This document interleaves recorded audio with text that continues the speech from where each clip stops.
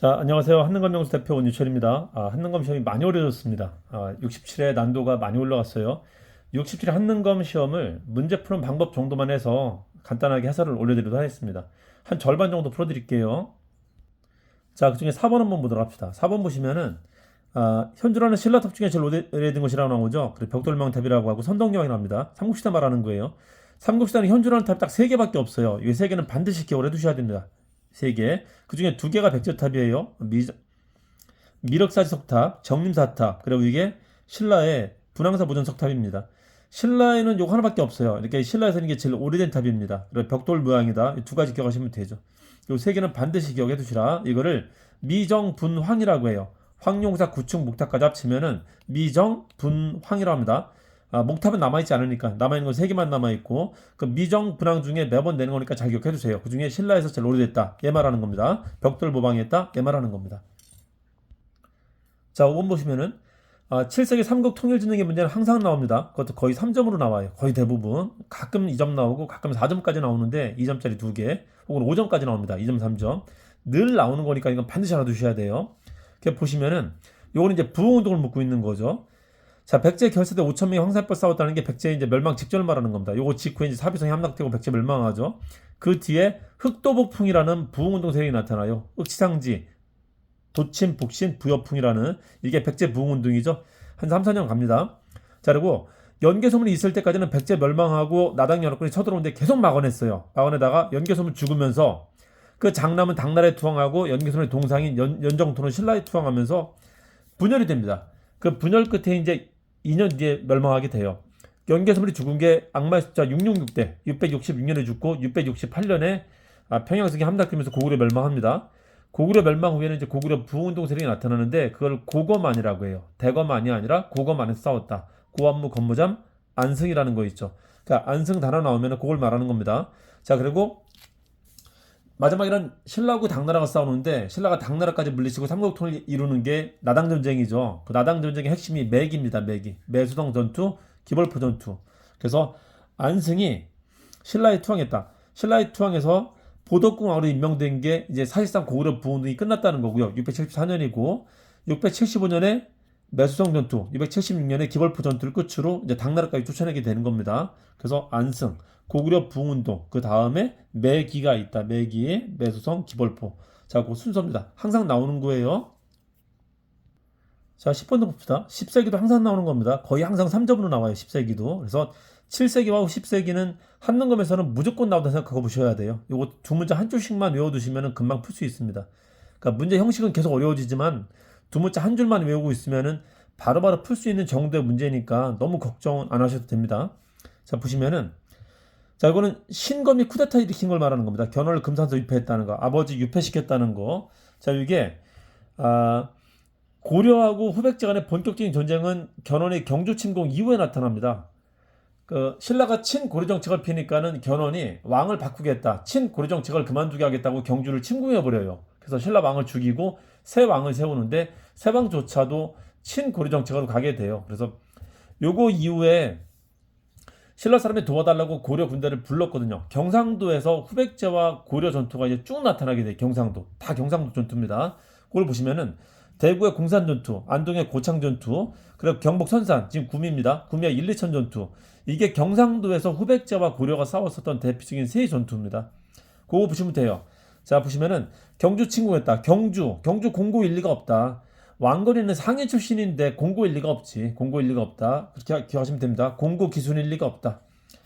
자, 경주 공고 기순 일리가 없다. 이것만 기억하시면 돼요. 요거 이후에 본격적 싸움이 나타난다. 보시면 공산까지는 견훤이 이겼다가 고창부터 이제 고려가 이기기 시작합니다. 거기에 결정적인 게 신검의 쿠데타로 견훤이 고려에 귀순하면서 이제 이게 뒤집어지게 돼요. 이게 망하기 직전 935년입니다. 자, 견훤이 기순했는데 왕건이가 견훤을 상부로 대접해주면서 높여줍니다. 자기 윗사람처럼 대우해주고 아주 잘 대우해줘요. 그걸 보자 경순왕도 내가 가도 괜찮겠는데 하면서 경순왕까지 기순하게 돼요. 935년이 견훤 기순, 경순왕이 기순했던 때입니다. 같은 말로 경순왕이 사신간이 됐던 때예요. 자, 그리고 견훤이 고려 군대를 데리고 내려와서 지 아들하고 싸운 게 1, 2천 전투입니다. 사실상 이제 후백제는 끝난 거 말하는 겁니다. 이때. 자, 경주 공고 기순 일리가 없다. 요것만 기억하시면 됩니다. 요것만. 자, 여기 이제 그 키워드를 보시면 돼요. 박스의 키워드가 예전보다 조금 어렵다는 거죠. 키워드 빼기가 조금 쉽지 않다는 거죠. 그리고 지문도 예전보다 좀 난도가 있다는 거지, 두 문자 한 줄 정도로 못 풀 수 있는 문제가 나오는 건 아니에요. 그건 그 안에서는 계속 똑같습니다. 자, 그거 찾아봅시다. 신검이 견훤을 금산에서 유폐했다. 이걸로 바로 나와야 돼요. 이걸로. 자, 여기 보시면은, 자, 왕건이 1, 2천 전투에 승리했다. 이게 이제 요 이후에 있었던 것이죠. 그렇게 푸시면 됩니다. 자, 14번 한번 볼게요. 이것도 항상 나오는 문제입니다. 항상. 고려 대외관계로 제일 잘 나오는 겁니다. 고려 대외관계는 순서가 있어요. 거란이 10세기부터 11세기 때까지고, 현종 때가 제일 중요하죠. 성종, 현종 때. 자, 그리고 12세기 때는 여진이 문제가 됩니다. 이 여진과 관계 있었던 게 숙예인식이라고 해요. 12세기 왕들 3명이 숙예인입니다. 그때입니다. 자, 몽골이 쳐들어온 건 13세기 때고요. 그 뒤는 이제 14세기 때는 홍건적과 왜구가 쳐들어오죠. 그 순서대로 되는 겁니다. 보시면은 광구는 거란 때문이에요. 이거. 10세기 정종 때. 자, 강동육주 성종 때입니다. 거란과 관련된 거예요. 거란하고. 자, 만건당은 원간섭기고요. 몽골 침입 이후의 일이고요. 그거는. 자, 묘청이 칭제권과 금국정벌 주장하는데 이게 12세기 때 일입니다. 인종 때. 자, 일단 넘어가 봅시다. 자, 천리장성은 거란을 물리치고 난 뒤에 거란 마켓다고 설치한 거예요. 11세기 때. 현종 사후에 만든 겁니다. 나머지는 다 거란. 3번 빼고 1, 2, 5번은 거란이고요. 4번이 이제 여진 관련된 겁니다. 여진과 관련된 게 12세기 때인데요. 숙예인인데 각각 한번 볼게요. 숙종 때 별무반을 만들고, 예종 때 동북 구성을 만들고요. 동북 구성이고. 자, 그리고 인종 때는 이자겸이 금나라에 여진했다가 이제 4대 관계를 수용을 하게 됩니다. 묘청원이 거기에 발끈해갖고 그럴 수 없지. 금나라를 정벌하자는 말을 해요. 다 여진과 관련된 말들이죠. 자, 그리고 그 묘청을 김부식이 이제 진압을 하고, 묘청의 난을 김부식이 진압하고 나서 이제 김부식이 그 뒤에 삼국사에 편찬했다. 그것까지 기억하시면은 별동이 묘삼하면 돼요. 여진 두 문자는 별동이 묘삼, 별동이 뭐야? 별동이 묘삼하면은 여진 문제 풀 수 있어요. 별무반, 숙종, 동북구성, 예종, 그리고 이자겸난, 묘청난, 삼국사기, 이게 인종 때인데 이자겸하고 묘청도 여진하고 금나라하고 관련이 있는 말들이 있다는 거지. 이자겸은 금나라 4대 수용했다. 묘청은 금나라 정벌하다 외계했었다라는 겁니다. 이거 잘 기억해주세요. 그 두 문자 대해서 계속 나오는 겁니다. 자, 16번 한번 보도록 합시다. 16번 고려시대 불상 중에 제일 잘 나오는 게 3+2라고 하거든요. 그 재료가 달라요. 철로 만든 거, 돌로 만든 거, 소조는 흙으로 만든 걸 말합니다. 그 세 가지 대표적인 게 있고요. 그리고 마애불 두 가지가 있는데, 마애불의 특징은 뭐냐면은 돌을 잘라갖고 어디로 옮기지 않고요. 돌 있는 자리에다가 있는 자리에 돌을 깎아갖고 만드는 걸 마애불이라고 해요. 그 절벽이든 돌이든 그 있는 자리에 그대로 두고 거기서 깎아 만드는 걸 마애불이라 합니다. 그래서 마애불 중에 대표적인 건 이 두 가지가 있고요. 이 두 가지 항상 나오는 거고, 그리고 세 가지 재료를 대표하는 불상 세 개는 논산 관촉사 석불이 있고요. 그리고 영주 부석사 소조불이 있고, 그리고 하남 하사창동 철불이 있어요. 그 다섯 가지는 늘 기억해 두셔야 돼요. 이 다섯 가지가 제일 잘 나오는 거니까. 고려시대 불상이 이것만 나오는 건 아닌데 나머지는 그냥 엑스트라예요. 주로 이게 나오는 겁니다. 이거 한번 볼게요. 관촉사라고 타이틀을 줬어요. 이거는 너무 쉽게 준 겁니다. 하여튼 3+2 중에 나온다라고 하는데 그 중에 관촉사라는 단어가 들어가면 이거구나 하시면 돼요. 부석사 나오면은 그 소조불 생각하시면 되는 거고, 하나는 하사창동 나오면은 그 철로 만든 불 하면 되는 겁니다. 그 나머지는 마애불인데 하나는 파주에 있는 거, 하나는 안동에 있는 걸 기억하시면 돼요. 그걸 지역으로 좀 기억하시면 됩니다. 자, 18번 같이 한번 볼게요. 고려시대 정치제도는 상당히 잘 나오기 때문에 일단 그 어떤 기구가 있는지는 암기를 해두시는 게 좋아요.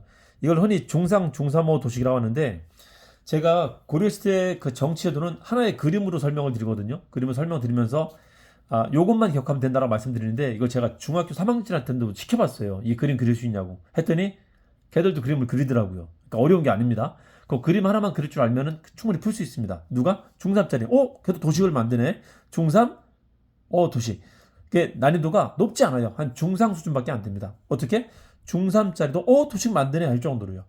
자, 요게 이성육벌 말하는 겁니다. 중서문화선 상수선 말하는 거고요. 이게 국정총괄기구, 이게 이제 정책집행기구입니다. 중추원을 말하는 겁니다. 성급기구, 원급기구가 제일 높은 거예요. 이게 황제국가에 있는 관청이고요. 이제 그 밑에 것들입니다. 중추원이 군사기밀 담당합니다. 그래서 이게 문을 총괄한다는 게 물을 총괄하는 겁니다. 그래서 성급과 원급 양대 기구가 있다는 거 기억하시고요.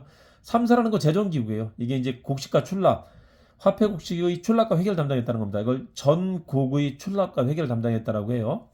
자, 어사대, 여기 이제 언론기구입니다. 언론기구, 감찰기구이자 언론기구입니다. 그래서 중서문화성에 소속되어 있는 낭사와 함께 언론 역할을 해요. 이 두 개 기구가. 그 낭사. 이걸 언왕소리라고 해요. 언왕소리. 이게 서경권을 담당했다는 게 언론 담당했다는 겁니다.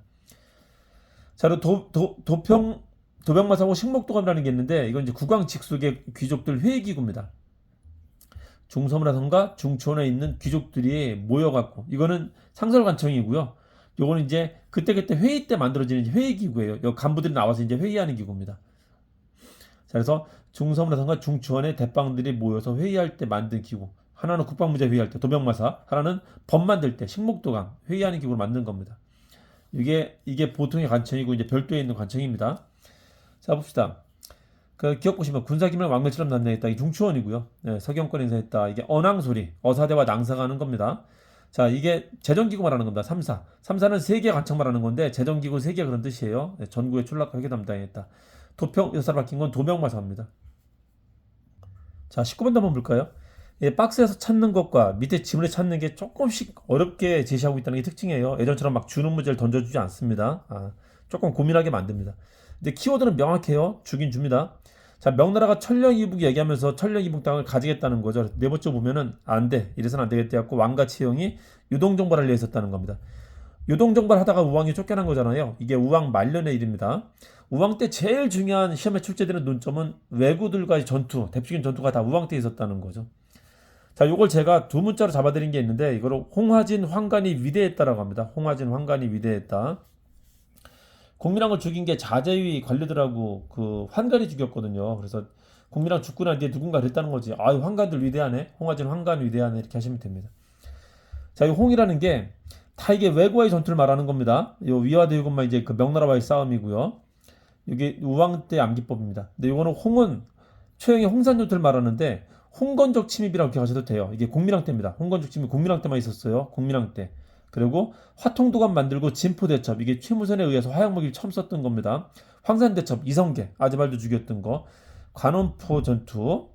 자, 이게 그 전라도 남해안의 남해군에 있었던 그 이순신하고 싸웠었던 노량해전 있잖아요. 그 위치입니다. 그 위치. 거기서 왜구랑 싸웠던 사람이 있어요. 정지라고. 여기까지가 우왕 때. 자, 그럼 위화도 해군, 이게 유동정벌하다 위화대군으로 이제 우왕이 쫓겨나는 거 말하는 겁니다. 여기까지가 이제 우왕 때고요. 자, 대마도 정벌, 창왕 때 과전법 설치했다. 이게 이제 공양왕 때입니다. 홍화진, 황간, 위대 하시면 되고요. 거기까지 과전법까지 하면은 위대과 하시면 돼요. 홍화진, 황간, 위대과. 요 한 줄이면 계속 풀 수 있어요. 그래서 요 사이를 찾으라는 겁니다. 요게 이제 포인트였었죠. 황산대첩 전이냐 후냐라는 걸 조금 이제 어렵게 넣은 거죠. 그 뒤입니다. 홍화진, 황간, 위대 하시면 됩니다. 자, 20번 보시면은 옛날 한능검에 되게 자주 나왔던 문제고요. 이제 요 근자에는 되게 안 냈죠. 요 근자에는 역사서는 거의 고려시대 역사서를 주로 냅니다. 고려시대 다음에 나오는 게 조선후기 때 이제 실학적 역사서고요. 조선 초때 역사서는 상당히 좀 적게 내는 편이었었어요. 옛날에는 되게 자주 나왔었는데 그거 다시 한번 돌려낸 겁니다. 옛날에 20회 때 30회 때 그 수준에서는 되게 자주 나왔었어요. 그냥 그거 다시 끄집어낸 겁니다. 키워드가 있는데 조선시대는 유교국가잖아요. 그래서 유교사관이라고 합니다. 역사책이. 유교사관을 처음 편 사람이 김부식인데 김부식 이후에 동명왕편 삼국유사 해동구승정 삼국유사 같은 경우는 유교사관을 꼭 따르지 않았었어요. 한참 시간이 지나갖고 조선이라는 나라가 건국되면서 유교사관이 완전 정착하게 돼요. 네, 그걸 잘 보여준 게 고려사와 동국통강 같은 게 잘 보여줍니다. 자, 이거 보시면은 키워드일 겁니다. 사마천의 사기를 따랐다는 건 기전체라는 뜻이에요. 이건 다른 말로 하면은 사기를 따랐다는 기전체로 썼다는 뜻이고요. 이 키워드입니다. 본기 대신에 세가라고 썼다. 이게 유기적인 대의명분을 표했다는 거고요. 이게 유기적인 사관 잘 보여주는 겁니다. 신우 신창을 세가에 넣지 않고 왕의 역사에 넣지 않고 열전 신하에 넣었다라는 것은 왕으로 인정하지 않겠다는 겁니다. 이게 건국의 정당성을 표현했다는 거예요. 역사를 쓰는 목적은 항상 전 왕조가 멸망하면 후대 왕조가 역사를 쓰는데 그 목적은 전나라 왕조가 이래서 망했다. 우리가 이래서 건국했다는 거. 건국의 정당성을 보여주기 위해서 쓰는 겁니다. 목적이 있어요. 그걸 잘 드러냈다고 하는 겁니다. 전대 왕조가 뭘까요? 조선 앞에 정대 왕조가 고려잖아요. 고려사에 이게 들어가 있다는 겁니다. 니네 어차피 이때 끝났잖아. 왕씨가 아니라 신씨가 왕하고 있었잖아. 이때 고려 왕조는 사실 끝난 거잖아. 그걸 뒤집어 엎었다 해서 죄가 되는 건 아니잖아. 우리는 정당한 건국을 했어 라는 걸 표한 게 고려사란 말이에요. 이 두 개 핵심입니다. 공무원 시험에서도 제법 나오는 거예요. 공무원 시험에 나올 때도 이 두 개가 제일 중요한 키워드입니다. 그래서 유기적인 대의명분, 유기질서도 언급했다. 그리고 건국의 정당성도 잘 언급한 책이다. 이게 특징입니다. 조선 건국을 정관 입장에서 고려 역사를 정리했다. 고려 역사라는 거죠. 고려 역사. 자, 발해 역사 우리 역사 체계한 건 조선 후기 때 이제 실학사관에 의해서 이제 처음 체계화됩니다. 발해고라는 거고요. 남북국을 처음 언급했다는 거. 고구려 시주 일대기는 동명왕편 말합니다. 불교사 중심의 민간사로 수록한 거는 불교사관 쓴 거. 삼국유사를 말합니다. 삼국유사. 고조선부터 고려 말까지 다른 말로 통사라고 해요. 통사. 연대순으로 기록했다는 걸 편년체라고 합니다. 다른 말로. 일기체라고 해요. 일기체. 연대 순서로 쓰는 것을. 이게 동국통감이라는 겁니다. 우리나라 최초의 통사가 나온 게 조선 초때예요. 그 책 이름이 동국통감입니다. 동국은 한국이란 뜻이고 통감은 통사란 뜻입니다. 통사. 지금은 역사사자를 많이 쓰지만 옛날에는 귀감이 된다라고 할 때 감자를 많이 썼었거든요. 같은 말이야. 역사사자나 감자나. 그래서 4번, 5번 지문도 공무원 시험이나 한능에서 자주 나오는 지문입니다. 고조선부터 고려 말 그러면 일단 조선 책이구나. 조선시대 만든 책이구나 하시면 되고요. 연대순 그러면 편년체구나. 통사 중에 가장 대표적인 책이 동국통감이니까 그걸 떠올리면 됩니다. 자, 21번 한번 볼까요? 조선시대 들어와서 한국사회가 유교사회로 변환이 되면서 고려시대는 한국사회가 불교사회로 변환이 되던 시기였습니다. 삼국시대 때 처음 들어와갖고 고려시대 하면 완벽한 불교사회로 이제 변환이 이루어져요. 한국사회가. 조선시대 들어가면 한국사회의 유교사회로의 전환이 이루어진 시기라고 하고요. 뭐 지금은 또 지금대로 뭔가가 진행이 되고 있겠죠. 그게 타이틀인데, 그러다 보니까는 지방에도 유생들이 많다 보니까 유생들의 자치기구라는 게 생겼었어요. 조선에서는. 그래서 향촌 자치기구라는 게 시험에 자주 나옵니다. 한 3회 한 번, 4회에 한 번꼴로 반드시 나와요. 제법 나오는 겁니다. 이것도 빈출이에요. 가장 중요한 키워드가 뭐냐면 향리 통제한다는 겁니다. 그러니까 지방의 세력가가 유생하고 향리가 있었는데 고려시대까지는 향리가 지방의 세력가가 있었거든요. 이제 유생이 제1세력가가 되기 위해서 향리를 잡는 기구를 만든 게 향촌 자치기구입니다. 가장 대표적인 게 유향소라는 겁니다. 이시의 난 때 폐지되었다. 세조 아빠 세종은 유교왕인데요. 유교정 칠했던 사람인데 세조는 불교왕이에요. 유교를 억압한 사람입니다. 자, 그러다 보니까 세종이 만들었었던 유교 기구가 세조 때 다 없어져요. 아들 때. 그게 하나가 궁궐에 만들었던 유학자 기구를 집현전이라고 하고요. 지방에 있었던 유학자 기구를 유양소라고 하는데 이게 세조 때 없어진단 말이에요. 아시겠죠? 성종 때 세종 다음에 두 번째 유교왕이 성종인데 성종 때 다 부활돼 그게. 집현전은 홍문관으로 부활되고 지방의 유양소가 다시 부활된단 말이에요. 그래서 세종과 성종이 유교왕입니다. 그 사이에 있었던 세조가 그 반유교왕이고요. 잘 기억 좀 해두세요. 그것도 이걸 타이틀을 붙여놓으면 기억하기가 쉽습니다. 자, 되게 자주 나왔던 거라 몇 번 기출 풀었던 사람들은 풀 수 있었을 겁니다. 향리 불법을 규철한다. 이게 제일 중요한 키워드입니다. 공부를 조금 더 하신 분들은 이시해할 때 없어졌다. 요거까지 알 수 있겠죠. 두 개의 키워드를 가져갈 수 있겠죠. 자, 좌수별감이라는 직함을 둡니다.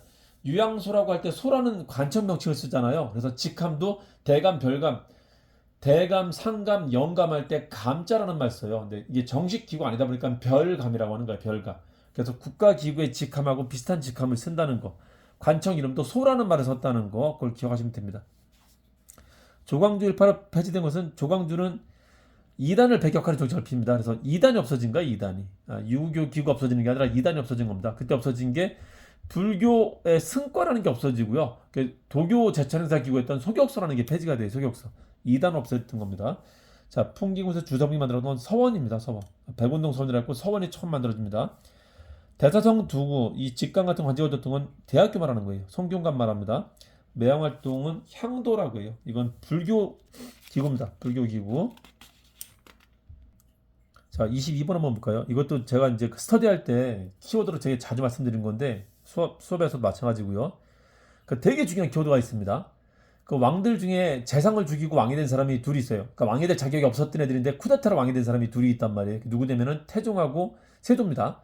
세조는 심지어 자기의 롤모델이 태종이었었어요. 그래서 둘이 정책조차 되게 비슷해요. 심지어는. 한번 봅시다.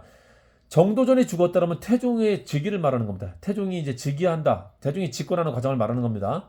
비슷해. 김종서가 죽었다 그러면은 이제 세조가 즉위하는 과정을 말하는 겁니다. 그 두 키워드 꼭 기억해 두세요. 정도전이 죽었다, 김종서 죽었다. 그러면 각각 태종과 세조의 집권 과정을 말한다는 걸 기억을 해두세요. 김종서 말하는 겁니다. 계유정난이 살해되었다. 김종서입니다. 단종 때 세조가 집권하는 과정을 계유정난이라고 하잖아요. 그래서 태종하고 세조는 재상을 죽였다는 걸 기억해 두시라고요. 자, 그래서 정도전과 김종서가 있었을 때는 재장 정치가 중심이었다는 것도 기억해 두시면 좋고요. 자, 여진을 정벌하고 육진을 개척했다. 이게 김종서죠. 세종 때 육진 개척한 사람입니다. 사군 육진을 개척하는데 최윤덕이 사군을 김종서가 육진을 개척합니다. 육진을 두만강 지역에. 자, 불샤뼈는 정두전 말하는 거고요. 자, 위훈 삭제 주장한 게 조광두입니다. 스시만 정벌했던 사람은 고려 말 창왕 때는 박이라는 사람이고 조선 세종 때는 이종무라는 사람이 이종무. 자, 충청도까지 수도권 확대 실시 건의한 사람은 김육이라는 사람이에요. 김육 되게 중요하고 가끔 나와요. 우리 한능검에서는. 자, 24번 봅시다. 상당히 자주 나오죠. 임진왜란도.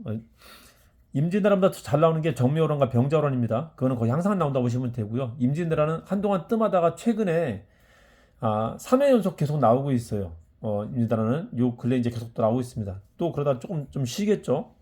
정묘 병자호란은 거의 항상 나오고요. 임진왜란은 조금 안 나오다가 다시 지금 많이 나오고 있는 겁니다. 한 줄 두 문자만 기억하시면 되는 문제라 어렵진 않습니다. 조명연합군이 평에서 살아냈다. 이거는 이제 전세가 역전된 시기를 말해요. 92년이 털리던 시기였었고요. 92년 4월은 육군에 계속된 패전이 있었고, 자, 5월에 첫 승리를 하는데 그게 수군의 승리였었습니다. 그리고 이제 7월하고 10월까지는 전라도 방어하는 거였었어요. 마지막까지 함락당하지 않은 데가 전라도였었는데 거기가 곡창지대였었단 말이에요. 게다가 전라도는 서해안을 거쳐갖고 저 평안도까지 올라갈 수 있는 100개를 열 수 있는 곳이었기 때문에 전라도를 뺏긴다면 우리나라는 날아갈 수 있었습니다. 전라도 방어한 시기였다는 걸 기억하시면 됩니다. 육군 패전했었던 걸 부동신선이라고 해요. 부산성, 동래성, 이게 이제 부산이죠. 그리고 신립의 탕금대 전투. 이것까지 지면서 선조가 이제 피난 갔던 거고요. 이걸 부동신선이라고 합니다. 자, 그리고 이건 옥사한 금진평 행진이라고 하는데, 옥포가 첫 승리고요. 사천포가 사색이 되게 만들어 거북선 처음 사용했던 겁니다. 외놈들을 사색이 되게 만들었다. 그리고 한산도 대처, 금산 전투, 그리고 진주 대처. 이게 이제 전라도 지킨 겁니다. 이 세 가지가. 자, 이게 7월부터 10월까지 있었던 전라도 방어 전투고요. 평양선 탈환으로 이제 전세가 역전된 거고, 외놈들이 이제 평양까지 갔다가 이제 다시 남하하게 됩니다. 서울 쪽으로 내려왔을 때 전라도 군대를 이끌고 권율이라는 사람이 서울 쪽으로 올라가고 있었어요. 이제 왕을 맞이하겠다고. 이 외놈들 내려오는 외놈들을 이제 치겠다고. 자, 그러다가 행주산청에 갇혀갖고 이제 싸우게 됐단 말이에요. 그 10배 정도 차이 나는 그 10배 넘는 일본 군대 군력이 들어와갖고 싸웠는데 얘들 막아냈단 말이에요. 행주대첩에서 지고 난 뒤에 일본이 이제 더 이상 이제 그 사기를 완전히 잃게 돼요. 이제 싸움의 의욕을 완전히 잃게 되게 됩니다. 이제 그러고 이제 쭉 남하에서 그 전라남도, 경상남도 쪽으로 남하게 됩니다. 해안선에 이제 가게 돼요. 자, 그리고 내려가고 이제 마지막으로 명나라 군대가 대충 전세가 이제 나아지니까 명나라 군대 철수했단 말이에요. 철수한 거 보고 복수전을 한 게 진주혈전이었었어요. 이 진주. 이른바 논개설화가 나왔었던 그 이제 전투가 이때입니다. 2차 진주혈전. 그래서 옥사한 금진평 행진 요 한 줄로 풀 수 있는 겁니다. 옥사한 금진평 행진. 조명연합군. 자, 그리고 행주산정이 있었다. 내려온 애들을 까부셨다. 그래서 완전히 사기를 떨어뜨리게 만든 그 전투의 의욕을 떨어뜨리게 만들었었던 전투였다는 걸 기억하시면 됩니다. 자, 26번 한번 볼까요? 이것도 제가 스터디에서 문제 자주 내드렸던 건데 되게 간단합니다. 5개가 생겨요. 그러니까 조선 전기 때 대부분의 군대는 어떤 계획하에 한 번에 만들어지는데 조선기 때는 계획 없이 만들어진 거예요. 그때 뜨문뜨문 만들어져요. 그래갖고 이거는 순서로 낼 수 있어요. 문제를. 순서로 내는 문제입니다. 조선기 군대는 5군형이라고 하는데 사실 5군형 체제라는 건 사실은 말하기 힘든 거예요. 그냥 하나씩 만들어진 게 어쩌다 보니까 5개 됐다는 거지 그런 시스템으로 만든 게 아니었었단 말이에요. 원래는. 그래서 언제 만들어졌나 봅시다. 일단 임진왜란 때 선조가 피난 갔다가 한양으로 돌아오고 나는데 겁이 나는 거. 자기를 지킬 군대를 만든 게 이게 조선후기 중앙군의 첫 부대입니다. 이게 훈련도감이야. 말 그대로 도감은 임시 관치라는 뜻이거든요. 말 그대로 잠깐 용도로 만든 건데 안 없어지고 쭉 간 거예요. 그게 훈련도감 언제? 전쟁 중에 잠시 만든다고 만들었었던 겁니다. 자, 훈련도감이 처음 만들어진 거야. 임진왜란 때 선조 때. 자, 그리고 후군과의 갈등 관계가 생기다 보니까요. 뭐 현대 정치하고도 비교할 수 있는데 그 임진왜란을 겪고 난 뒤에 그 뒤에 이제 전쟁을 다시 겪지 않겠다고 신뢰회기를 폈었는데 신뢰회기를 펴던 사람이 쿠데타로 쫓겨납니다. 쫓겨나고 난 뒤에 오히려 굉장히 명분론이 되게 강화가 되게 돼요. 쿠데타까지 일으켰기 때문에 명분론을 굉장히 강하게 내세운단 말이에요. 그래서 명분을 강하게 내세우다 보니까는 불필요하게 주변국하고 안 싸울 수 있는 전쟁을 싸우게 만들었어요. 그게 호란입니다. 그러니까 피할 수 있는 전쟁을 만든 전쟁이었어요. 대표적으로. 그래서 그 호란 때, 그 호란이 이제 후금하고 싸운 겁니다. 후금과 갈등 관계가 계속 높아지자. 뭐 이후에? 쿠데타 이후에. 인조 반정 이후에 후금과의 갈등 관계. 광해군 때까지는 후금과의 갈등 관계가 크지 않았다. 그때까지는 좀 안정적이었었다. 그리고 인조 반정으로 친명배금 정책이 뚜렷해지니까 후금과의 갈등이 증폭이 되는데 그때 만든 군대를 청청청이라고 해요. 청청청. 그래서 인조 때 청청청 3개 만들어지고요. 마지막으로 숙종 때 금영 만들면서 5개가 되는 겁니다. 5개. 인조 때 청청청 3개 있어요. 요거 다 합치면은 훈어총수금이라고 해요. 그래서 어영청, 총룡청, 수어청이라는 게 만들어집니다. 인조 때. 자, 총룡청이 북한산성, 수어청이 남한산성 수비하는 거예요. 인조 때다, 인조 때. 자, 28번 문제는 어젠가 그제 마침 우리 오채방에서 어떤 학생이 질문까지 했었던 건데 그 학생 덕분에 그거 봤었던 학생들은 다 맞췄을 겁니다. 요거 제가 스터디할 때 되게 자주 내는 문제인데요. 이거는 항상 나오기 때문에 19세기 문제는 항상 나옵니다. 그래서 항상 냈던 문제예요. 요것도 두 문자 한 줄만 기억하고 있으면 그냥 쉽게 풀 수 있는 문제입니다. 그러니까 지문상 보면 되게 복잡하게 냈지만요. 단순 순서 문제 낸 겁니다. 19세기 주요 사건을 순조 때하고 철종 때 있었던 사건인데 주로 밀란 관련됩니다. 밀란의 시대라고 해갖고 자, 그걸 공신 홍경래 진삼이라고 하시면 돼요. 공신 홍경래 진상이나 이렇게 하시면 됩니다. 그래서 공로 해방했다. 신유박해 했는데 신유박해 특징이 뭐냐면요. 정조 때 키웠었던 정조의 남인을 정조가 죽자마자 바로 그 신하들을 다 쳐낸 거예요. 누가? 노론이. 노론 벽파가 정조가 키웠었던 남인 시파를 제거한 사건을 신해박해라고 하는데 이게 무슨 말이냐? 남인이 천주교를 믿었거든요. 남인을 쫓아내려면 뭐 하면 된다? 천주교 사건을 일으키면 됐었단 말이에요. 그래서 순조 즉위하자마자 뜬금없이 뭐가 나타났다? 천주교 박해 사건이 나타났다는 겁니다. 이걸 정치를 해석할 때는 뭐라고 한다? 정조의 측근 신하들을 제거한 사건이라고 하는 거예요. 언제? 정조 죽자마자. 아시겠죠? 자, 그리고 이게 1801년에 있었던 거고요. 순조 즉위하자마자 이게 1811년에 있었던 겁니다. 요거는 이미 시험에 나왔어요. 신유박해와 홍경래라는 순서를 물어보는 건 시험에 나왔었습니다. 다시 나온 겁니다. 지금 얼마 전에 시험에 있었던 겁니다. 철종 때 제일 잘 나오는 게 진주밀란이에요. 이거 계기로 삼정이정처 설치됐다는 거죠. 그래서 한 줄로 외우면 뭐라고 한다? 공신 홍경래 진삼 이렇게 하시면 돼요. 공신 홍경래 진삼. 그걸 순서로 물어본 겁니다. 자, 신해박해는 정조 때 있었던 겁니다. 신해통공이 있었던 그 해에 있었던 거예요. 정조 때 신해통공, 신해박해. 자, 그리고 신유박해는 이제 정조 죽자마자 있었던 겁니다. 신해박해는 되게 온건한 대처예요.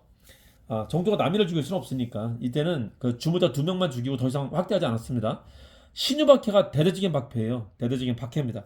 그것 때문에 황사영이라는 사람이 자기 살려달라고 중국에 있는 프랑스 군대를 동원해갖고 조선을 침공해달라고 하는 이 말도 안 되는 매국노 짓을 벌이게 뜬 겁니다. 이런 온건한 박해 때는 그런 일이 있을 수가 없죠. 언제? 대대적인 박해 때 있는 겁니다. 신유박해 때 있었던 겁니다. 이게 신유박해 때 일을 말하는 거예요. 홍경래나는 순조 때, 같은 순조 때인데 그 뒤의 일이다. 신유박해는 정조가 죽자마자, 순조가 즉위하자마자 있었던 것이고요. 자, 다시 한번 불러봅시다. 뭐라고요? 공신 홍경래 하시면 돼요. 공신 홍경래 진상 하시면 됩니다. 자, 30번 한번 봅시다. 조선 상인은 북경에서, 중국 상인은 서울에서 서로 각자의 수도에서 물건을 사고 팔 수 있다라고 말한 게 이게 조정장정입니다. 현실적으로 조선 상인이 북경 가는 건 불가능하고요. 지들이 들어오겠다는 말을 하면서 미안하니까 이런 말 덧붙인 겁니다. 이게 조정장정이에요. 우리나라 서울에 들어오겠다 그 말을 썼었던 겁니다. 서울시장이 열린 게 이때입니다. 서울에 가면 시청 앞에 북창동이라고 있어요. 그 북창동이 청나라 상인들이 들어왔었던 그 지역을 말합니다. 북창이라는 게. 자, 나번에 보시면은 1개월 전에 쌀 수출을 금지할 수 있다. 대신 1개월 전에 통보하라. 이게 이제 조일 통상장정이거든요. 이렇게 보시면은 이 조약도 한 줄로 외우면은 강미임이 제청해갖고 조약한 거래. 야, 우리 조약 왜 체결한 거야? 강미임이 제청했대. 누구한테? 통상 뭐 한 거지. 누구한테 제청했대? 갑한테 제청했대. 강미임 제청 통상 갑한테 했대 하시면 됩니다. 요 한 줄로 70년대부터 80년대 전반까지 있었던 조약을 다 외울 수 있습니다. 자, 그 중에 이모군란 뒤에 재물부조약 조청장정이 있었던 것이고요. 갑전면 뒤에 한성조약 텐진조약 있었다. 이 중에 재물포와 한성조약은 약간 배상조약 성격을 띠는 거라 요 수호통상조약과는 좀 결이 다르니까 구분 좀 해주시고요. 그래서 이 수호통상조약이 제일 중요한 게 미국 제한 규정하고 관세 규정이거든요. 그중에 첫 번째 일본과의 조약에서는 없었어요. 그게 두 개 다. 그래서 일본 여자는 안 예뻐. 미관이 안 좋아. 자, 두 번째 조약에 있었던 미국 조약 때 처음 들어갑니다. 그래서 미국은 되게 예뻐. 미관이 있어. 미관이. 자, 근데 이렇게 많은 양보를 한 이유가 뭐냐면요. 이거 집어넣으려고 한 거예요. 최애국 대우. 야, 너 나중에 어떤 친구한테 뭐 주면은 나는 그냥 저절로 주기를 치기야? 나는 최고 친한 친구잖아. 나한테는 약속 안 했어도 네가 B라는 친구한테 뭔가 사주면은 나는 무조건 주기를 하는 거야. 이런 말도 안 되는 규정을 집어넣은 게 이 조미조약대입니다. 양보하면서 큰 거 하나 집어넣었다. 자, 그리고 강화도 조약 때 사실은 통상장정이라는 게 있어요. 우리 흔히 이때를 조일 통상장정이라고 하고 이걸 조일 통상장정 개정이라고 하는데 한능검은 아직도 명칭이 이제 무역규칙이라고 합니다. 무역규칙을 흔히 통상장정이라고도 불러요. 예, 학문적으로는 그래요. 학문적으로는. 근데 한능검은 여전히 그냥 이걸 조일 통상장정으로 부르고 말더라고요. 그러니까 이때 있었던 통상장정이 개정이 된 거예요. 어떻게? 미관이 없다가 미관이 처음 들어온 게 이때라고. 통상장정 때. 아시겠죠? 정확히 말하면 조일 통상장정 개정이라고 하는 게 맞는데 그냥 83년 조일 통상장정 이렇게 해도 됩니다. 자, 미관이 처음 생긴 겁니다. 대신에 나도 이것 좀 집어넣을게. 체육대가 처음 들어가요. 그러니까 이걸 합치면은 미국 제한 규정이 들어갔다. 대신 1개월 전에 알려줘라. 관세 처음 들어갔다. 체육대우 들어갔다. 그리고 사도 어채권이라고 해갖고 우리나라 4개 도에서 어업행위를 할 수 있다는 걸 규정을 집어넣어요. 그래서 한반도에 일본 배가 들어올 수 있게 해놓습니다. 이거를 미관 사채라고 해요. 일본이 안 예뻤다가 되게 이뻐진 게 이때 이뻐지는데 미관을 사칭한 거에 불과하다는 거죠. 미관 사채, 미관 사채 이렇게 기억하시면 기억할 수 있습니다. 자, 그걸 물어본 겁니다. 그래서 최국대우가 들어갔다는 게 특징입니다. 조청장정에는 최국대우가 들어갈 수가 없어요. 여기는 조선을 속방으로 보고 있기 때문에 최고 친한 친구라는 말을 논리적으로 쓸 수가 없고요. 여기는 대신 뭐가 들어갔다? 아예 속방이라는 말이 들어갔다는 걸 기억하시고요. 자, 통감 설치 계기는 을사늑양 말하는 거고요. 조선의 관세자 조건 처음 인정한 게 예쁜 여자, 예쁜 사람 누구? 미국 말하는 겁니다. 미국. 일본에 처음 인정했다면 조일 통상장도 말하는 거고 이때 일본은 이때 처음 인정했다. 공사를 경비병 두둔 명시했다. 이거는 일종의 배상조약 같은 거, 재물포장 말하는 겁니다. 이모군할 때 공사관이 털리고 갑점일 때 공사관이 털렸단 말이에요. 공사관 내가 지킬게, 재물부조약이고요. 공사관 이전할게, 그 신축비용 네가 나라 했던 게 한성조약입니다. 갑점 명령이 처리된 것은 한성조약과 텐지조약 말합니다. 자, 33분은 간단히 할게요. 관리파기로 되어 있죠. 자, 그리고 자원과 우원이라는 게 키워드입니다. 자원과 우원. 그래서 관민합자로 만들었다. 덕원에서 만들었다. 덕원이 원산의 애지름입니다. 덕원, 관민합자로 만들었다. 그리고 사립학교인데 관민합자로 만들었다는 원산학살 말하는 거고요. 83년에. 자, 이거는 좌원과 우원이 있다 그러면은 86년에 유경공원 말하는 겁니다. 관립학교. 사립학교의 처음이자, 근대 사립학교의 처음이자 가장 대표적인 게 원산학사고요. 관립학교의 사실상 처음이자 가장 유명한 게 유경공원입니다. 유경공원. 그거 설명하고 있는 겁니다. 유경원의 특징은 좌원과 우원이 있다는 거고요. 그래서 신규 학생이 있고요. 현직 관리자가 들어가는 그 두 가지 반이 있다는 겁니다. 현직 공원이 들어가는 반이 있고 그냥 학생반이 있다. 두 가지 반을 뒀다는 게 특징입니다. 그래서 국가에서 만들었기 때문에 국가 관리로 공부시키는 곳이 있었다는 거죠. 자, 여기는 미국인 3명을 초청하면서 이제 유경공원이 설립되게 됐던 겁니다. 미국인 3명. 그중에 헐버트라는 사람이 이때 처음 들어왔고 우리하고 인연을 맺은 게 유경공원 때입니다. 헐버트, 길무어, 벙커라는 3명의 교사가 들어옵니다. 34번 한번 볼까요? 인물사 비중이 높은 게 한능검 문제를 어렵게 만드는 아주 주요한 요인 중에 하나죠. 인물사 문제가 많이 나오고 있습니다. 많이 나오고 있고 인물사 문제는 공무원시험보다 어려워요. 공무원시험보다 비중이 공무원시험보다 난도가 어렵습니다. 그래서 한능검 시험 보시는 분들은 인물사나 지역사 이런 것들은 자부심을 좀 가져도 됩니다. 다른 시험보다 어렵고 새로 개발하는 문제들이 많으니까요. 한번 봅시다. 초대 주미공사 박정향입니다. 제법 나왔던 사람이에요. 미속 수비를 나중에 이제 단독으로 낼 수 있을까를 모르겠습니다. 서유견문과 더불어 그 서양 견문록의 양대 산맥입니다. 육일준의 서유견문, 박정향의 미속 수비라는 게 양대 산맥입니다. 보빙사행 갔다 왔던 사람이죠. 초대 주미공사 박정향. 자, 흥사사는 안창호라는 거고요. 조선칙략은 그 김홍집이 들어옵니다. 오산학교는 이승훈이라는 사람이 남강 이승훈이라는 사람이 설립했고요. 국문연구소 설립하고 위원 활동한 건 주지라고 해요. 주시경과 지석영이 합니다. 자, 독립협회 제안받아 중추원 관제 개편 추진했다. 그 98년에 독립협회 활동할 때 독립협회 최극성 활동기가 98년입니다. 대한제국 시기 중에 그때 총리였던 사람이 박정영이었어요. 갑오개혁 때 총리하면은 김홍집이죠. 김홍집이 대표였었다면은 독립협회 때 총리는 박정영이 있다는 걸 어떻게 해주세요. 박정영. 김홍집이 죽고 난 뒤에 박정영이 개화파 인물의 주도 인물로 성장해 있었다는 걸 좀 기억 좀 해두시라고요. 한번 미국물 먹고 오더니 이제 총리까지 갔다. 이 계기는 독립협회가 운동하는 방식이 데모를 했었어요. 지금은 데모라고 하지만 그때는 한자로 공동회를 했었습니다. 만민공동회 같은 걸 많이 하니까는 이때 보수파 관료들이 갑오개혁 때 없어졌던 태영과 연자제를 다시 부활시키려고 했었어요. 이제 그러자 시민들이 더 분노해갖고 그걸 추진했었던 수구파 7 대신 퇴거 운동을 벌이게 됩니다. 이제 그렇게 성공하면서 수구파 7 대신을 내치고 박정양이 그 정부 자리를 차지할 수 있었던 거예요. 박정양 내각이 수립되게 됐던 겁니다.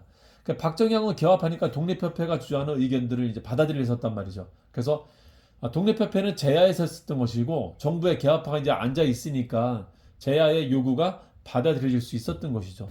그때 독립협회의 가장 주요한 요구가 의회 만들어 달라는 거였었거든요. 그래서 의회 설립안 중촌을 고치면 의회를 만들 수 있다 하는 게 독립협회 주장했었는데 그거를 받아들입니다. 그래서 중추원 신관제라고 하는 법까지 만들어져요. 그 정도 승인을 했었습니다. 나중에 이제 번복을 한 거지. 실제 의회가 만들어지진 않는데 법은 승인을 했었다고요. 법은. 이때 정부에서는 박정양의 역할이 있었다. 그 관민공동회 할 때 정부 대표로 참여했었던 사람이 박정양이었단 말이에요. 그래서 그 사람이 헌의육주를 들고 들어온 거란 말이에요. 헌의육주를. 그래서 잘 기억해주세요. 헌의육주 관민공동회에 참여했고 헌의육주를 왕한테 제출했다. 이걸로 바로 앞에 나왔었습니다. 박정양이. 다시 한번 나온 겁니다. 자, 36번 한번 볼까요? 대한민국 멸망기를 말하는데 1904년 러일기전부터 1910년 이른바 병합규약 때까지 6년간을 말합니다. 그 6년 동안 4개의 늑약을 통해서 멸망하게 돼요. 대한제국이. 무력으로 멸망한 게 아니라 4개의 늑약을 통해서 찬찬히 멸망합니다. 러일 전쟁 이후에는 일본이 어떤 스탠스를 취하냐면요. 자기도 문명국가라는 스탠스를 취하게 돼요. 물론 그전에도 그게 있었지만 이제 유난히 그렇습니다. 서양의 대리전을 떼었었던 거기 때문에 일본인들이 자기들을 서양인들하고 같은 계열로 이제 바라봤단 말이에요. 자기들도 이제 문명인이기 때문에 우리 야만적인 행동하지 않고 우리는 점잖게 행동해라는 것을 되게 내세웠단 말이에요. 그래서 이른바 조약으로 멸망을 시킵니다. 무력을 한 게 아니라 조금 시간을 두고 멸망을 시킵니다. 6년 걸렸다는 거예요. 그때 대한민국을 멸망시킨 4개의 늑약을 의협일정이라고 해요. 의협이 바빠. 일정이 많아. 의협이 바빠. 의협일정. 의협일정이라고 합니다. 항상 나오는 거죠. 항상 나오는 겁니다. 자, 이게 4대 늑약이고요. 이 뒤에 뭐 덧붙이자면은 동기와 경찰이야. 의협일정 동기가 있다. 의협일정 동기가 있다. 이게 동청 만들었다. 08년에. 이게 기후각서 사법권 박탈. 09년에 경찰권 박탈. 헌병경찰제 만들었다는 겁니다. 이게 이제 10년에 있었던 겁니다. 8, 9, 10 해갖고 동기경찰까지 하면은 좀 더 확장해서 외울 수 있고요. 자, 보시면은 고문을 파견했다. 메가다 같은 고문 정치를 한일 협정서라고 해요. 한일 의정서는 러일 전쟁이 터지자마자 일종의 공수동맹, 전략상 필요한 지점을 언제든 쓸 수 있다는 규정을 집어넣은 걸 말하는 거고요. 이게 1차 한일 협약, 이게 2차 협약, 이게 3차 협약이라고 해갖고 이제 이게 권력들을 뺏어가는 겁니다. 한일 협정서, 이걸 1차 한일 협약이라고도 합니다. 이때 고문이 들어온 겁니다. 고문. 이때는 외교권 박탈하고 일사늑약 때, 이건 전쟁 끝나면서 한국을 대외적으로 지원한 겁니다. 그때 영국과 미국이 조선은 니께 맞다라는 걸 인정해주면서 조선의 외교는 내가 대신해줄게라는 걸 넣었던 게 이때입니다. 자, 정미실조약. 자, 이거는 요 동안에 무슨 일이 없었어. 외교권만 박탈하고 대한제국 내부의 행정권은 계속 유지되고 있었단 말이에요. 저걸 뺏어야 되는데 핑계 없었단 말이야. 나는 문명국인데 또 이제 무식하게 할 수는 없고 문명국인데 뭐가 있을까 고민하다가 마침 고종이 외교권 박탈시킨 거, 외교권 없앴다는 걸 무시하고 외교행위를 했단 말이에요. 그걸 핑계로 고종을 강제 퇴위시키고 대한제국의 행정권까지 없애버린 게 대한제국이 이제는 일본인들을 채용할 수 있게 만든 게 이른바 신협약, 정미 7조약입니다. 의협일정입니다. 자, 봅시다. 군대에서 난다. 조직 발표되고 군인들이 의병에 참여하고 있다는 거죠. 이른바 정미실조약 뒤에 1907년 7월에 정미실조약, 8월에 군대선이 정식 발표가 됩니다. 봅시다. 총독은 이거 다 끝나고 난 뒤에 이 뒤에 일이고요. 뒤에 13도 창의 서울진국작전 1908년에 있었던 겁니다. 맞아 봅시다. 기후각서 여기 말하는 거고. 자, 한국중앙총상회는 독립협회가 데모할 때 시전상인들도 나도 데모할게 하면서 만든 단체가 중앙상회의 중앙상회. 한국은 황제국가라는 뜻이고 대한제국 시기 때 있었던 기구입니다. 1898년에 헤이그 평화회. 이게 사회 맞죠? 헤이그 평화회의는 을사늑약의 반대, 이걸 반대를 위해서 파견했던 겁니다. 이것이 무효다라는 것을 아, 국제 정상들이 모인 회의장에 가서 그걸 선포하려고 했었던 겁니다. 근데 그거 핑계로 고종이 강제 퇴위되고 정미 7조약이 강제 체결되게 됐었던 거예요. 그 핑계로. 자, 이것도 보면은 선지가 막 주지 않잖아요. 헷갈리게 만든 게 있잖아요. 2번하고 5번 헷갈리잖아요. 그 군대가 해산되고 나서 13도 창의군이 만들어지는 건 이건 1907년 12월에나 만들어져요. 13도 창의군 연합군대는. 그리고 이제 1908년 1월에 서울 진공작전이 나타나게 됩니다. 정매칠조약 체결되고 군대 해산되고 그 뒤의 일이다라는 걸 기억하시면 이게 앞선다는 걸 알 수 있겠죠. 자, 39번. 1930년대 만주 군단 문제는 항상 나오는 겁니다. 항상. 이 키워드만 찾으면 되죠. 대전제령 됐죠. 이걸로 끝나는 거죠. 자, 이청천 장군 이걸로 끝나는 거죠. 한지호 쌍대. 자, 요건 항상 요 한 줄만 기억하고 있으면 풀 수 있는 거죠. 한국 독립군, 자, 지청천 혹은 이청천이라고도 하죠. 중국 호루군과 쌍성부 대전제령도 대세했다. 자, 이건 조선 혁명군, 양세봉과 중국 의용군과, 여기 의용군은 그냥, 의용군은 고유명사일 수도 있고 보통명사일 수도 있어요. 예, 자원군이라는 뜻을 그냥 쓴 거고요. 그 길림 구국군이 호루군 말하는 겁니다. 자, 영릉과 흥경성 전투 있다. 너무 명확한 전투 명이 있으니까요. 장군 이름도 있으니까 이런 것들 헷갈리진 않겠죠. 자, 그 한 줄을 찾을 수 있는 겁니다. 그래서 한국 독립당 군사주축이다. 북만주에 설정했다. 이게 답이 되죠.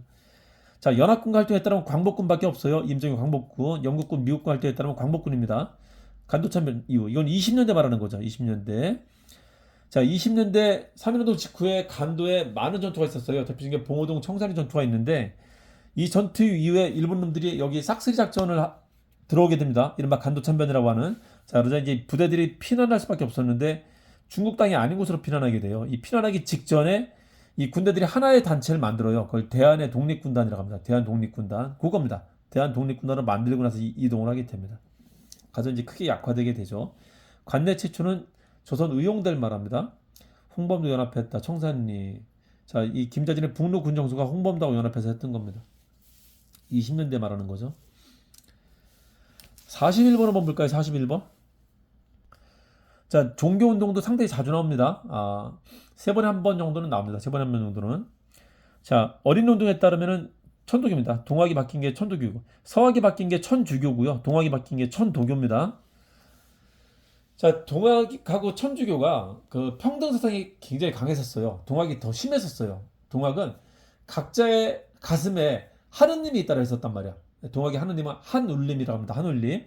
모두한테 한울림이 있다 보니까는 함부로 대해서는 안 돼. 어린이든 여자든 함부로 대하면 내가 하늘님을 함부로 대하는 게 되는 거거든요. 그래서 굉장히 평등적이었었어요. 굉장히. 그러니까 시천주, 시사, 사인여천 이런 것들이 하느님을 모시고 있다는 겁니다. 그래서 함부로 대할 수 없단 말이야. 그래서 일제강점기 때 여성운동, 어린이운동을 가장 적극적으로 전개한 게 누구였었냐면은 평등사상의 대빵이었었던 천도교가 있었단 말이에요. 동학의 후계자 있었던 천도교가. 그래서 어린이운동, 여성운동 그러면은 종교 중에는 천도교겠구나 하시면 됩니다. 자, 어린이 신여성이라는 잡지를 발간했었죠. 그리고 어린이날을 선포하기도 했었고요. 천도겸은 만세라고 기억하세요. 3.1 만세운동, 60 만세운동을 기획했었던 게 천도교입니다. 3.1운동 때는 적극적으로 기획을 했었고 60 만세운동은 사회주의자들이 기획하고 천도교가 이제 참여하는 형식으로 기획을 했었고요. 자, 만세보나 만세운동 하면 천도교다. 천만 하시면 돼요. 천도교, 만세보, 그리고 일제강점기 때는 만세운동이 있었다. 자, 1번은 불교 말하는 거고요. 3번은 원불교 말하는 겁니다. 원불교. 한국에서 만들어진 새로운 불교입니다. 이거는. 배작당은 개신교, 의민당은 천주교 말합니다. 자, 42번 한번 볼까요? 인물사 문제가 많이 나오는데 그중에 일제강점기 때 인물사 중에 제일 잘 나오는 게 국어학자하고 국사학자입니다. 옛날에는 국사학자가 압도적으로 많이 나왔었고요. 최근에 이제 국어학자가 압도적으로 많이 나옵니다. 국사학자를 좀 덜 내는 편이에요. 국사학자는 공무원 시험이나 한능검이나 둘 다 엄청 잘 냈었어요. 공무원은 여전히 잘 내고 있고요. 그 중에 우리 근대적인 국어와 국사를 개척한 사람이 빡신주지라고 해요. 빡신주지. 박은식, 신채호, 주시경, 지석영이 있습니다. 이 사람들이 했었던 게 국문연구소 만들었다는 거고, 이 사람은 근대 역사학의 발판을, 민족주의 역사학의 첫 발판을 만들었다는 점에서 이제 중요한 사람들입니다. 주시경이 돌아가시고요. 지석영은 활동하지 않습니다. 일제강점기 때는. 그러니까 이 사람들이 일제강점기 때 활동했다면 틀려요. 그 제자들을 만든 게 조선어 연구에 조선어 학회로 발전하게 되는 겁니다. 국사는 여기 학회 만드는데 그걸 진단학회라고 해요. 30년대. 그래서 학회가 만들어진다. 30년대에는. 그 중에 연구회와 학회 활동을 주도했던 사람이 누구냐면은 배째라라고 해요. 배째로, 이윤재, 최연배, 이극로라는 사람이 있어요. 배재로, 이극로, 요 세 사람이 요걸 이제 주도하게 되는 겁니다. 세 사람만 있는 건 아니고요. 세 사람이 대표적이다. 시험에 잘 나오고요. 그리고 민족주의 사학자를 잇는 이 사람들의 후배들은 누가 있냐면은 빡신 정문안이라고 해갖고 정인보, 문일평, 안재홍이라는 사람이 있어요. 정인보, 문일평, 안재홍. 그 정인보가 조선학 운동이라고 하는 역사학 운동을 전개했던 사람이에요. 정인보, 문일평, 안재홍 같은 사람들이. 자, 그래서 빡신의 후배는 정문안이 있다. 정문 바깥이 아니라 정문안이 있다. 여기는 주지 배제로 기억하시면 됩니다. 그거 묻고 있는 겁니다. 그거. 자, 일제강점기 대표 사람이 누가 있다고요? 이윤재, 최연배, 신채호, 박은식 이런 사람도 있다라는 거죠. 그리고 누가 또 있냐라고 하는데 신채호를 개성한 사람이 정문안이 있단 말이야. 정인보, 문일평, 안정이 있단 말이에요. 정인보가 정얼보라고 해갖고 얼을 강조합니다.